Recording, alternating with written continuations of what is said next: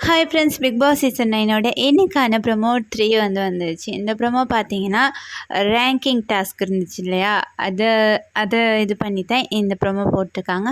பார்த்தீங்கன்னா 3 ஜட்ஜஸ் கொடுத்துருந்தாங்க. 3 பேரும் தான் வந்து யார் யார் எந்தெந்த ரேங்க்கில், அதாவது இத்தனை நாளாக அவங்க செஞ்ச விஷயங்களை பொறுத்து, அவங்க நடந்துக்கிற விதங்களை பொறுத்து, அவங்க வந்து மக்கள் முன்னிலையில் இருந்திருப்பாங்களா அப்படிங்கிற நிறைய விஷயங்களை வச்சு தான் அவங்கள ஃபஸ்ட்டு, செகண்ட், தேர்டு அப்படின்னு அந்த ரேங்க்குக்கு ஏற்ற மாதிரி வந்து அவங்க கொடுக்கணும்.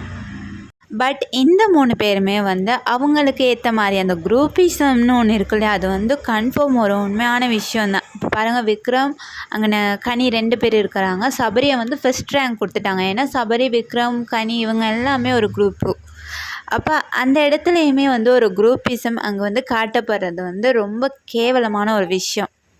இந்த விஷயத்துக்காக வந்து திவ்யாவுமே சண்டை போடுறாங்க. நீங்கள் நியாயமாக இருப்பீங்க, இந்த விஷயத்தில் நல்ல ஒரு இது கொடுப்பீங்க அப்படிங்கிறதுக்காக தான் உங்களை வந்து பிக் பாஸ் வந்து நடுவராக தேர்ந்தெடுத்திருக்காங்க, ஓகேவா? பட் நீங்கள் வந்து சரியான முடிவு எடுக்கலை, சரியான நபர்களை அந்தந்த இடத்துல வைக்கலை அப்படிங்கிற ஒரு குற்றச்சாட்டை வந்து திவ்யா கொடுக்குறாங்க. அது மட்டும் இல்லாமல் கடைசி 3 இடங்களை பிடிச்ச எஃப்ஜே, திவாகர் அண்ட் பார்வதி இவங்க 3 பேர் வந்து சிறைக்கு வந்து அனுப்பப்பட்டிருக்காங்க. இது வந்து ஒரு அன்ஃபேரான ஒரு விஷயம். ஏன்னா பாரு, திவாகர் இவங்கெல்லாம் கொஞ்சம் கொஞ்சம் வந்து ஆக்டிவாக தான் இருந்தாங்க. ஆனால் ஒரு விஷயம் என்னென்னா, திவாகர் வந்து சிறைச்சாலையில் போயிட்டு சொன்ன ஒரு விஷயம் வந்து என்னால் ஏற்றுக்கவே முடியாது.